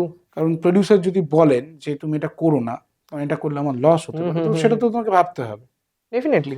তো আমার মনে হয় প্রথমত এই যে ধারণাটা আছে বাংলা ছবির দর্শকেরা এটা বুঝবেন না, এই ধারণাটা যে ভেঙে গেছে, এইটা আমার সবচেয়ে ভালো লেগেছে। এবং এটা আমার মনে হয় যে সবারই মাথা থেকে এই ধারণাটা বার করে দেওয়া উচিত। আজকে যদি আমরা কম বাজেটে কোনো সায়েন্স ফিকশন ছবি বানাই, আমার ধারণা হুম, বাংলা ছবির দর্শক যদি ছবিটা ভালো হয় তারা হল ভরিয়ে ছবিটা দেখবেন। ঠিক। যদি ছবি ভালো না হয় তারা ছুঁড়ে ফেলে দেবেন। সেটা যদি হুম, একাডেমি অফ ফাইন্যান্স খুব ভালো ছবি না হতো তো দেখবে যে সোমবার দিন হল থেকে নেমে যেত হুম, ছবি। হুম, সেটা আমি বিলিভ করি, কিন্তু আমার মনে হয় তারা সবই দেখবেন। ঠিক ঠিক। তো সেটাও আমার বক্তব্য। বলো। তো এই বাংলা অডিয়েন্স তো পছন্দ করেছে, এবং তুমি আমাকে আরেকটা জিনিস বলে, যেটা সেদিনকে তোমার সাথে কথা হচ্ছিল, যে ওই তুমি তো ইন্দোনেশিয়া গেলে, সেখানকার অডিয়েন্সেরও যে ওই ভালোবাসাটা, তাদেরও ছবিটা ভালো লেগেছে, হয়তো তারা কিছু জিনিস হয়তো এনজয় করেনি, কিছু বাংলা দিক থেকে তাদের যে হ্যাঁ, ব্যাপারগুলো, বাংলা খিস্তিগুলো। হ্যাঁ খিস্তিগুলো। তো এবার তাদের রেসপন্সটা তুমি কিরাম পেলে? সেটা আমি অবাক হয়ে গেছিলাম, কারণ আমি প্র্যাকটিক্যালি ভেবেছিলাম যে ম্যাক্সিমাম লোক তো বুঝতে পারবে না। তো ফেস্টিভ্যালে যেটা হয় হচ্ছে কি, ছবি যদি ভালো না লাগে, hmm hmm hmm. People walk out of the theatres. ফেস্টিভ্যালের লোকজন বেরিয়ে আচ্ছা যায়। আচ্ছা। মানে সেটা সব ফেস্টিভ্যালেই হয়, যে ভালো লাগছে না বেরিয়ে যায়, অন্য ছবি দেখি। হুম হুম হুম। ঠিক আছে। তো আমাদের যখন শো শুরু হয়েছিল দেখেছিলাম মোটামুটি সবাই ভর্তি হয়ে গেছে, হাউসফুল, কারণ ট্রেলারটা সবার হুম ভালো হুম হুম। লেগেছিল। তারপর ভেবেছিলাম যে বুঝতে পারবে না, বেরিয়ে যাবে। ঠিক আছে। তো তারপরে আমি বেরিয়ে একটু বাইরে ছিলাম, তারপরে আমাকে বললো যে ইন্টারমিশন হচ্ছে, এসো ভেতরে। ইন্টারমিশনের সময়, আচ্ছা আচ্ছা। ইন্টারমিশন হয় না ফেস্টিভ্যাল, ইন্টারমিশনের সময় আর কি। আমি গেলাম, গিয়ে দেখি যে লোকজন রিয়্যাক্ট করছে to the scenes they are happening. আচ্ছা। তো ইন্টারমিশনের মানে মিড ওয়ে থেকে আমি প্রায় শেষ অব্দি ওইখানে আইলেই দাঁড়িয়েছিলাম। আমি জাস্ট রিয়াকশন দেখছিলাম মানুষের, যে তারা হয়তো বাংলা খিস্তির জায়গাগুলো লোকাল যে খিস্তিগুলো ওগুলো সেগুলো বুঝতে তো পারছেন হ্যাঁ। না, কিন্তু they are reacting to the narrative, they are reacting to the humour of the hmm story. Hmm hmm যে আমার যেটা ভালো লেগেছে সেটা হচ্ছে যে beyond the language, this film could travel and entertain them hmm. Throughout the film. এবং সেটা আমি শেষে, তুমি দেখবে একটা ছবি পোস্ট করেছি, audience reaction was huge in ঠিক ঠিক। ইন্দোনেশিয়া। তো তারপরে একটা শো বাড়ে ওদের ওখানে, ওরাই বলে যে আমরা আরেকবার দেখাবো ছবিটা আচ্ছা। ফেস্টিভ্যালে। তো সেটাও দেখানো হয়, তাতেও ভালো রিয়াকশন ছিল। তো এই ব্যাপারটা আমার কাছে সত্যি, মানে কি বলবো, যেটা আমি ভাবিনি এটা হুম হবে। হুম হুম।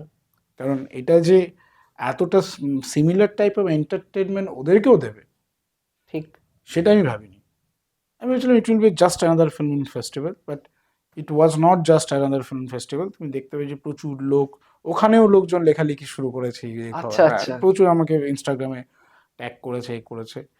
তো লোকজন এসে অটোগ্রাফ নিয়েছে, তারপর আমি তো অবাক হয়ে গেছি। আচ্ছা, যে যেটা এখানে তো এখন উঠে এখন সেলফি উঠে বা গেছে, হ্যাঁ, একটা হ্যাঁ। আমাকে অটোগ্রাফ নিল না একজন, একজন এসে সব অবাক হয়ে, মানে খুব ভয় লাগছিল অটোগ্রাফ দিচ্ছে। ঠিক আছে। তো এই ব্যাপারটা হয়েছে ইন্দোনেশিয়া। তো হ্যাঁ, এটা একটা মানে ডিফারেন্ট এক্সপিরিয়েন্স ছিল, এবং আমি ওই জন্যই দাঁড়িয়েছিলাম, দাঁড়িয়ে পুরো ছবি রিয়াকশন দেখছিলাম। আচ্ছা, আমি ছবি দেখছিলাম, রিয়াকশন দেখছিলাম, যে কোথায় রিয়াকশন দিচ্ছে, কি করছে। বুঝতে পেরেছি। তো এবার এর তোমার, এটা তো ধরো এত একটা ম্যাসিভ, মানে ছবিটার আমি বলছি যে স্কেল ছিল, সেখান থেকে মানুষের ভালোবাসা পেয়ে ছবিটা এখন একটা ম্যাসিভ সাকসেস পেয়েছে ঠিকই। এরপরে তুমি কি ভাবছো, প্ল্যান কি আছে, বা এরপরে ছবি, এরপরে মানে আমি সেটাও তো সময় লাগবে আমি বুঝতে হ্যাঁ, পারছি। সময় লাগবে, কারণ 2 মাসে ছবি আমি বানাতে পারবো না ভাই। ঠিক। আমার অত মানে ক্যাপাবিলিটি নেই, তাই পারবো না। আমার সময় লাগবে, আমার হয়তো 1 বছর হুম 1.5 হুম। বছর লাগতে পারে। তো আচ্ছা। আমি একটা স্ক্রিপ্ট লিখছি এখন।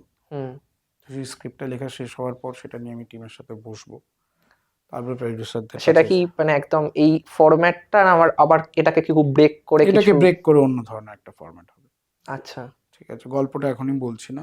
না না, সে তো নিশ্চয়ই। ঠিক আছে। তো হ্যাঁ, ওই প্ল্যানিংটা করছি। এছাড়া একাডেমির একটা প্রিকুয়েল নিয়ে আমি এখন লেখালেখি করছি, সেটা হুম তো হুম। তারপরে তুমি শুট সেটা করবো। নিয়ে লিখেওছো মানে সোশ্যাল মিডিয়াতে, লেখালেখি হ্যাঁ হ্যাঁ। করছি এখন, তো তারপরে সেটা শুট করবো, এটাই তুমি প্ল্যান মানে আছে। মোস্টলি এই যে তুমি বলছিলে থ্রিলার, মানে সায়েন্স ফিকশন বা একটু সাইকোলজিক্যাল, একটু মার্ডার মিস্ট্রি বা এই ধরনের জিনিস তুমি যে পছন্দ করো, তুমি মানে আমার ধরো আমাদের যে অডিয়েন্সটা সবাই ইয়াং, বা আমরাও ইয়াং, তো সেক্ষেত্রে তুমি যদি কোনো তোমার পছন্দের কোনো ছবি বা ডিরেক্টরের নাম তুমি বলো, যাদের থেকে তুমি খুব কি বলবো, তাদেরকে তুমি অ্যাডমায়ার করেছো বা ইন্সপায়ার্ড হয়েছো, সেটা তুমি যদি কিছু বলো। প্রচুর নাম আছে এরকম, প্রচুর, মানে ওই নাম লিখে মানে বলে শেষ লিস্ট হয়ে যাবে লম্বা, লিস্ট হ্যাঁ হয়ে হ্যাঁ। যাবে, মানে 100-200 নামের লিস্ট আছে। তারপর আমি বলছি যে ধরো Christopher Nolan, Satyajit Ray, Quentin Tarantino, Martin Scorsese, Steven Spielberg, তারপরে হচ্ছে তোমার বং জুন হো, হুম পার্ক চ্যাং উক। হুম। এছাড়া আমার খুব ভালো লাগে এখানে তো তুমি ট্রিবিউটও দিয়েছো এই ছবিতে, হ্যাঁ। একদম। এবং দুজনকে ট্রিবিউট দিয়েছি। দুজনকে, হ্যাঁ হ্যাঁ। এবং আরেকজনের নাম আমার খুব পছন্দের ডিরেক্টর, ওরকম ছবি হয়তো আমি বানাবো না, খুব পছন্দের ডিরেক্টর ওয়াং কার ওয়াই, আমার প্রচন্ড ওয়াং কার ফেভারিট ওয়াই। ডিরেক্টর ওয়াং কার ওয়াই। তারপরে এরকম মানে নামের লিস্ট আমি তোমায় বলেও শেষ করতে পারবো না। ডেভিড ফিঞ্চার। ডেভিড ফিঞ্চার। তো আহ, আর মানে কি বলবো, এগুলো বলতে বলতে বলতে বলতে হিচককের কথা তুমি তো বললে। হিচককে তো মিস আউট করে গেছি। হুম। Hitchcock, James Cameron. James Cameron. তো মোস্টলি আমার যে নামগুলো শুনতে হবে মোস্টলি হলিউড বা কোরিয়ান, কারণ হুম। তাদেরকে দেখেই আমি বড় হয়েছি এবং তাদেরকে সেই ধরনের সিনেমা আমি পছন্দ ঠিক করি। ঠিক। এবং তোমার ছবির মধ্যেও সেই ভাবটা হুম, কোথাও গিয়ে ছিল যে মানে তোমার ছবির যে টাইটেল পড়ছে সেখানে ট্যারেন্টিনোকে একটা করা, বা তারপরে ওই লাস্টের ওই যে বটলটা পড়লো এবং সেখানে যে লেখাটা এলো, সেটা কোথাও গিয়ে গুড ফেলাসকে গুডফেলাসকে ট্রিবিউট। ট্রিবিউট দেওয়া। তো এই ব্যাপারগুলো তো ছিলই। হুম হুম। তো তোমার রিসেন্ট টাইমসে দেখা কোনো পছন্দের ছবি যেটা তোমাকে খুব মানে ভালো লেগেছে, তোমার পছন্দ হয়েছে রিসেন্ট টাইমসে, কোনো Recent বাংলা time- ছবি বা ইন্ডিয়ান ছবি যে কোনো হতে পারে, তোমাকে হুক করেছে যে হোয়াট আ ফিল্ম? পার্ক চ্যাং এর নতুন সিনেমাটা হোয়াট আ ফিল্ম। আচ্ছা, হোয়াট আ ফিল্ম মানে ওটা, দেখা হয়নি আমার এখনো। ওটা প্লিজ দেখো। ওটা লিগ্যাল ওয়েতে এখন দেখতে পাবে না, তো দেখো সময় করে যদি হুম, legal হুম, way তে হুম, দেখা যায়। ওটা প্লিজ দেখো, আচ্ছা। অসাধারণ সিনেমা, অসাধারণ সিনেমা। ওটা দেখে আমি মানে অনেকক্ষণ ধরে ভেবেছি। তথাগতটা বোধহয় ওটা নিয়ে লিখেছিল, তথাগত মুখার্জি, ঠিক তো? দারুণ সিনেমা, দারুণ। মানে ওটাই যদি রিসেন্ট টাইমস বলো ওটা। তারপরে আজ গতকাল একটা ট্রেলার দেখলাম, ওটার জন্য আচ্ছা, ওয়েট আচ্ছা। করে আছি। পরের বছর দেখবো the Odyssey, Christopher Nolan. Christopher নোলানের। আর রিসেন্ট টাইমসের মধ্যে I like Oppenheimer also, it's a beautiful film. Hmm তো বিউটিফুলি মানে beautifully made film. Hmm hmm. তো এগুলোই, আরো আছে অনেক আর কথা, আরো এমনি আছে। ইন্ডিয়ান ছবির মধ্যে ধরো লাস্ট কয়েক বছরে তোমার পছন্দের কোনো? এবং প্রচুর আছে, মানে ইন্ডিয়ান ছবির মধ্যে প্রচুর আছে, বাংলা ছবি অনেক পছন্দের ছবি আছে। আচ্ছা। তো ইন্ডিয়ান ছবির মধ্যে ঝিল্লি, হুম ঝিল্লি খুব খুবই ভালো লেগেছে আমার। কালকক্ষ বলে একটা ছবি হুম বেরিয়েছিল, হুম হুম। দেখেছো কিনা জানি না, ওটা কালকক্ষ, হ্যাঁ হ্যাঁ, খুব রাজদীপ দাস ভালো। শর্মিষ্ঠাদির। মানিকবাবুর মেঘ খুবই ভালো লেগেছে আমার, খুব খুবই ভালো। খুবই অন্য ধরনের একটা ছবি। তো এই ছবিগুলো এগুলোই। তো আমার মানে খুবই ভালো লেগেছে। হুম এছাড়া যদি 7-8 বছর বলো, তার একটু আগে যাচ্ছি, হুম। আমার অল টাইম ফেভারিট চতুষ্কোণ। চতুষ্কোণ মানে চতুষ্কোণ আমারও খুব পছন্দের। কিন্তু পড়াশুনো করার মতো ছবি। এটা খুব খুব। কমার্শিয়াল রিলিজ হয়েছে বলে লোকজন অতটা গুরুত্ব দেয় না, কিন্তু চতুষ্কোণ কিন্তু পড়াশুনো করার মতো ছবি, ওটাকে নিয়ে পড়াশুনো করা যায়। আমি প্রচুরবার রিওয়াচ করি ছবিটা। এতটা ভালো ছবি ওটা, মানে অন ডিফারেন্ট টার্মস, খুবই ভালো ছবি। মানে চতুষ্কোণ নিয়ে আমরা খুব একটা কথা বলি না হুম। কেউ, কিন্তু চতুষ্কোণ প্রচন্ড ভালো একটা ছবি। ঠিক। মানে অন ডিফারেন্ট টার্মস, মানে বারবার বলছি, character writing, story writing, hmm hmm. Film into the ফিল্মের ফিল্ম, যে। দারুণ দারুণ অসাধারণ ছবি চতুষ্কোণ। এবং কিভাবে ঠিক ঠিক। তোমার ফিল্ম থেকে থিয়েট্রিক্যাল হয়ে যাচ্ছে, থিয়েট্রিক্যাল ওয়াল থেকে আবার ঢুকে আসছে, দারুণ ছবি, দারুণ। এবং ওই যে মানে একটা মেটা সিনেমার যে মেটা ব্যাপারটা থাকে। সিনেমার ব্যাপারটা দারুণ, হুম মানে হুম। এটা ব্রিলিয়েন্ট ফিল্ম। মানে চতুষ্কোণ দেখে আমি উড়ে গেছিলাম দেখে, আমি যে কি প্রথমবার বানিয়েছে। দেখে ওই ভিতরের ব্যাপারগুলো যখন বুঝতে পারিনি, কিন্তু যখন পরে বারবার বারবার বারবার চতুষ্কোণ একটা শট আছে দেখবে শেষে, হুম। একদম শেষে, যখন পরমব্রতর মানে তার ওই ক্যারেক্টারটার নামও জয়ব্রত, জয়ব্রত। ও যখন মারা যায়, তখন দেখবি যে গল্প, এই যে 4টে গল্প জুড়ে যে যে চরিত্রগুলোকে আমরা দেখতে পেয়েছি, তারা সবাই এসেছে ওই ইয়েতে, এসছে, হ্যাঁ হ্যাঁ ঠিক হ্যাঁ। আছে। এবং এটা যে কি ব্রিলিয়ান্ট ওয়েতে প্রেজেন্টেড, ওটা তুমি মানে ওটা কবেকার বানানোর ছবি তুমি ভাবো, 2013-14 আই ঠিক গেস। আছে। আমি ওটাই বলছি, চতুষ্কোণ নিয়ে রীতিমতো পড়াশোনা করা যায়, এত ভালো ছবি একটা, হুম। রীতিমতো পড়াশোনা করা যায়। ওই ওই গানটা হচ্ছে চিরসখা, এবং ওই ক্যারেক্টার গুলো হয়তো দেখছে যে কাগজে। যাকে তুমি দেখেছো যে কেউ কেউ হচ্ছে পরে বোঝে যায়, হুম কেউ হুম হচ্ছে যে কোথাও জুনিয়র আর্টিস্ট, হুম হুম হুম। কেউ ছোট অ্যাক্টিং করে, এরা সবাই হচ্ছে জয়ব্রতর কোনো না কোনো বন্ধু। বন্ধু। তাই ওর ভার্সনের গল্পগুলো, ওর যে চিন্তা ভাবনায় ওই ক্যারেক্টারগুলোকেই আমরা দেখতে পেয়েছি। দেখতে পাচ্ছে। মানে what a brilliant take on this, মানে আমি কিছু মানে এটা বলে বোঝাতে পারবো না। ঠিক ঠিক। তো এইগুলোই আর কি পছন্দের। রিসেন্ট টাইমসে তুমি ইয়ে দেখেছিলে কি once upon a time in Calcutta? দারুণ ছবি, দারুণ আদিত্য ছবি। বিক্রম মানে সেনগুপ্ত। জোনাকিও দেখেছি। জোনাকি খুব তার আগের ছবি আসা যাওয়ার মাঝে। আসা যাওয়ার আদিত্য মাঝে। বিক্রম সেনগুপ্ত আমার অত্যন্ত পছন্দের ডিরেক্টর। রাইট। তো খুব ভালো একটা ইয়ে হলো, কিন্তু এবার কি ওটা দেবো তো নাকি কি হ্যাঁ ব্যাগটা ব্যাগটা দে তাহলে।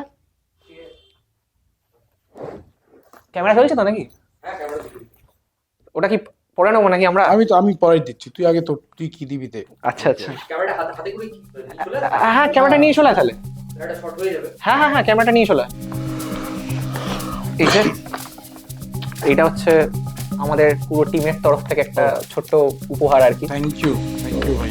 কি আছে এর মধ্যে? দেখো দেখো খুলবো? একদম একদম নিশ্চয়ই।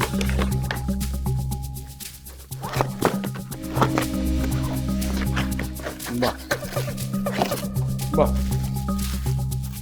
বাহ, এটা আমার ছবিও দেখো হ্যাঁ দিস ইজ ভেরি স্পেশাল। এটা ক্যামেরা তো বাহ বাহ, দারুণ দারুণ দারুণ। এটা দেখাই camera. Thank you so much, মানে seriously very nice, very personal. Thank you. এই যে পছন্দ হয়েছে ঠিক আছে। আর আমার জিনিসটা দিচ্ছি তোদেরকে, তোরা ওটা কি বন্ধ কর। ক্যামেরা বন্ধ করতে হবে আবার? ক্যামেরাটা বন্ধ কর। এই আমারটা ভিডিও করলে তোকে আবার ব্লার ফ্লার করতে হবে, সেন্সর বোর্ডের এই রে। প্রবলেম থাকতে পারে। ক্যামেরা অফ করতে হবে তাহলে? ক্যামেরাটা অফ করে দে। এরকম করলে কি করে হবে? ক্যামেরা অফ করতে হবে? এরকম কি করে হবে? না না দেখো, তোকে সেন্সর বোর্ডের প্রবলেম হবে, তোকে না না তাহলে যখন বলছে তাহলে কি করবি? তোকে অফ করে লিখতে দিই হবে নাকি? নিচে যে কশন লিখতে হবে, যে স্ট্যাটুটরি ওয়ার্নিং লিখতে হবে, যে হ্যাঁ তো তাহলে তো কি করা যাবে আর, মানে কেটে দেয় নাকি? কেটে দেওয়ার পরে দিচ্ছি, ভিডিও করে রাখিস। তাই কর, তাই তোদেরই কর। সমস্যা। এই নে তোদের এটা কোথায়? করবো বলছিলাম। এই ক্যামেরা চলছে তো। কোথায় ক্যামেরা চলছে? এই তো ক্যামেরা, আরে বন্ধ। আরে চলছে না চলছে না।